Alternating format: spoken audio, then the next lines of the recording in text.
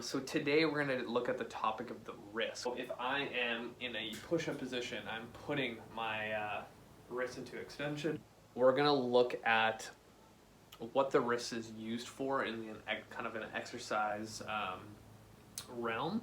And if you really think about it, if you start kind of doing an audit of exercises that you do that involve your wrist, it's almost all of them.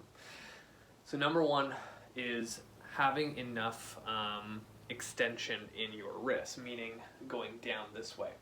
Wrists are very, very overlooked. And if you think about, even you gripping, it requires some of this stuff to be functioning the way it should. And when there isn't enough extension, it'll end up having kind of like a referred pain pattern down into the elbow. So a lot of times because on my last video we were talking about elbow pain and how it's usually the shoulder that's causing it due to a lack of range of motion. But you can also go the other way, where if this wrist doesn't move the way it should, the elbow again is going to take a lot of stress and a beating. And this also is huge when it comes to golfers. And when I used to do the TPI assessment on a lot of golfers I used to train, I would also check wrist range of motion, and like a simple one is just doing like pronation and supination, seeing how far they can go. And that also relates to how well that wrist moves, along with all the musculature that kind of connects. So the big thing too, when I see people dealing with like a specific joint and they kind of just look at all the stuff around it, like, you got to remember our bodies move as one unit, and it influences more things than you really think about. So if I am in a push-up position, yeah, my wrists are involved in that position, but there's also all this stuff that comes down through here that are all connected, and then all this stuff that surrounds the elbow also goes up into the arm, to the shoulder. So it's kind of like you need to focus on your body kind of like a waterfall, right? If the top of the waterfall is super, super powerful, and then as it kind of goes down, it kind of filters out and becomes calm, there's probably some sort of giant rock or log that's preventing that flow of the waterfall. And it's kind of the same concept with your body. If there's a blockage, say at your elbow, then the rest is not gonna kind of flow the way it should. The way to kind of combat shitty wrists is doing specific mobility for it. The big thing today is we're gonna go over probably several exercises where you should be doing on a daily basis, or at least part of your warm-up, to ensure that your wrists are moving the way they should. To do wrist cars, there's a couple ways. I'm going to show you the most common way that I teach it in my kin stretch class, and one way to ensure that you're not cheating. So I'm going to go into a 45-degree angle. I'm going to have my elbows against my rib cage. My fingers are going to be glued together. So what we're going to do is push our hands down as far as possible. From here, I'm going to go in as close as possible, up towards the ceiling, and then out to the right. We're drawing these big circles with our wrists, nice and slow. And then same thing, you want to go into the reverse direction. And the big thing that I see when people do this is as they're going through their motion, usually as they come down and into this position, when they don't have enough movement through the wrist here, what ends up happening is their elbows come off their rib cage to mimic that motion, and then they do this weird thing where their forearms start rotating and then they come back. And I always tell people, like, think of your forearm always being up towards the ceiling. This forearm does not move as you go through. One way of doing it to make sure that you're only moving at your wrist is taking your two fingers and clasping down onto your actual joint of your wrist, and then you will feel if your forearm moves. So in this case, if I'm holding and I'm coming down and I get to that position where I'm like, oh, I don't have enough range, you will feel your whole forearm. Like, you can literally see my forearm move. So I'm not actually moving through my wrist. So if I actually clamp it down and then go through my range without moving, I'm moving just my wrist here. Another way that I found works really, really well is utilizing a yoga block. And I find that this is probably the best way. In a kneeling position, I'm going to place both forearms onto it. So this gives me that feedback of something, and if I cheat, I'll literally feel that roll. So I always tell people in my kin stretch class is to push down into the block, and then this time we're gonna have fists, because if I go straight, I'm gonna end up hitting my hands, and then I'm going down and drawing those big circles. And right away, when I start doing this, I feel a lot more activation through all those small little intrinsic muscles that kind of connect into the hands. And now I'm eliminating any kind of rotation through my forearms. Imagine if you were a person with like carpal tunnel or any kind of wrist issue, now that you're moving your wrists through all the ranges that it's designed to do, then you're kind of layering more, lotion for motion, as I say, or creating more integrity through the joint, because now you're surrounding the entire joint with synovial fluid and nutrients to the joint to make it a little bit healthier.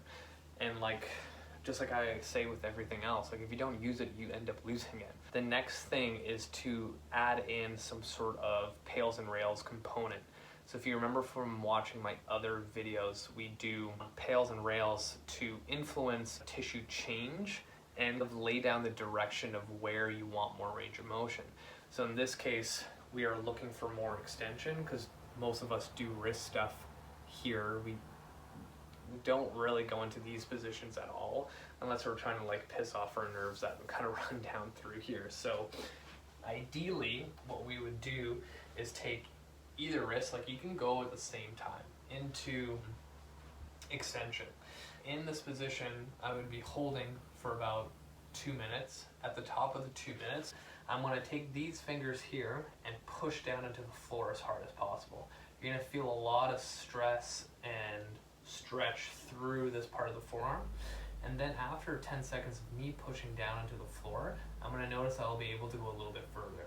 From this position, I'm going to try to drive these fingers up off the floor without leaning this way. Because the more I lean forward, yeah, no problem, I can get these off.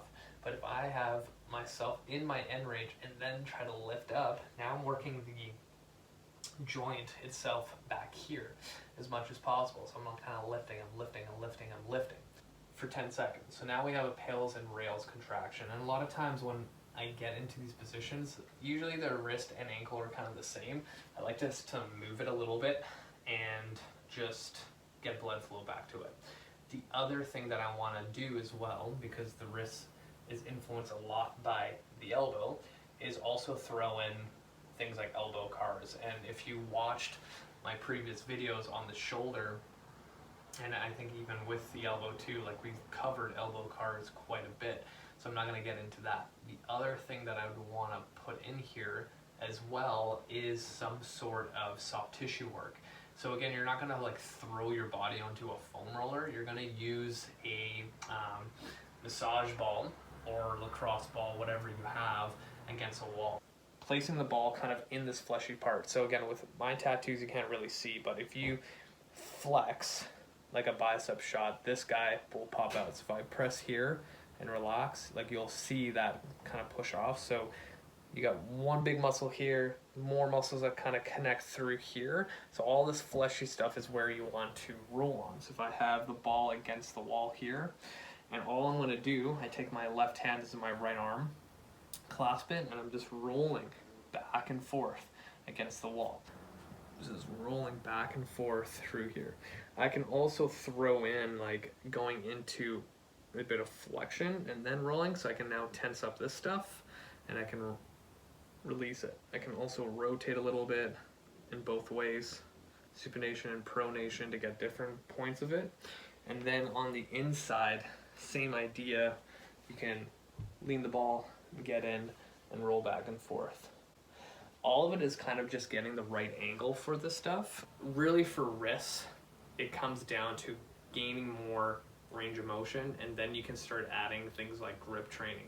I find a lot of times, depending on the individual, wrist can usually flare up if you're doing too much grip work, because again, like, it's a pretty sensitive structure. There's, I believe, 26 or 27 bones in there that all are connected with ligaments and fascia and connective tissue and stuff like that. So sometimes overdoing grip stuff can actually inflame it. So my first kind of approach is like the soft tissue work on a daily basis, wrist cars like crazy, the pails and rails to add more wrist extension, and then adding kind of that next phase of doing carries. And with carries, when you get to that point, there's so many different variations. The easiest one is just doing a simple farmer carry where you have 2 kettlebells by your side. I tend to use kettlebells more than dumbbells if you have access to them, only because it just sits a little bit better on the side of your hips. So a lot of times with dumbbells, like, because as you want to go heavier, the circular shape, if you have those, or if you have, you know, like the hexagon dumbbells, they tend to kind of hit your thighs a little bit. Whereas kettlebell, kind of the way it's shaped, is a little bit easier for it to be off to the side.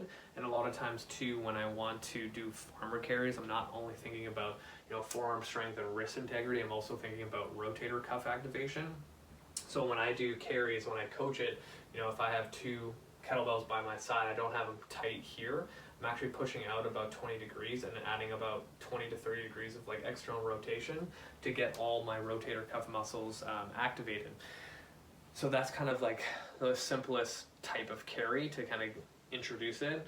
And then the next one I like to do is a bottoms up version. When you look at the nature of the bottoms up, now I have all my weight up top and the least amount in a bell at the bottom with the handle. So now I have to stabilize this quite a bit, and my wrist has to work super hard.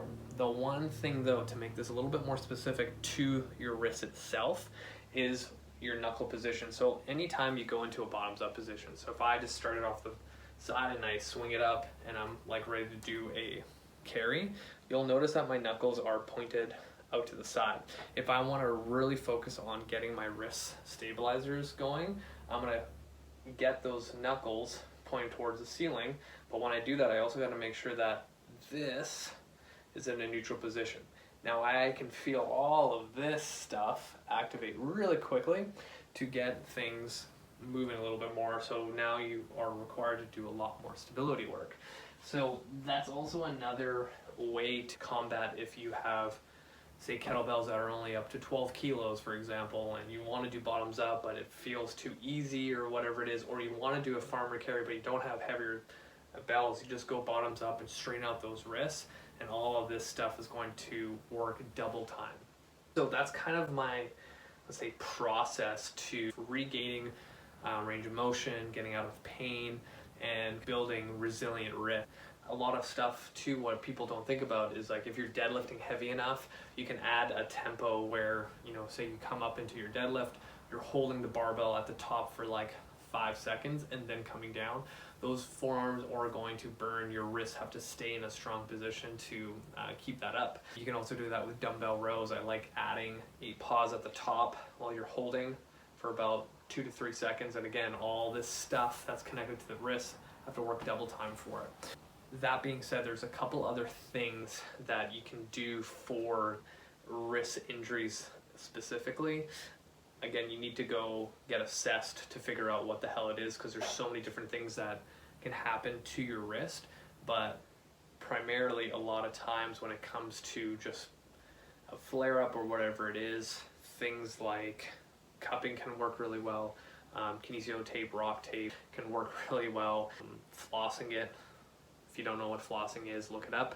Can work really, really well. And sometimes rest and heat, ice, things like that. But again, all those things are kind of determinant on what your practitioner says on what they figured out was going on with your wrist in the first place.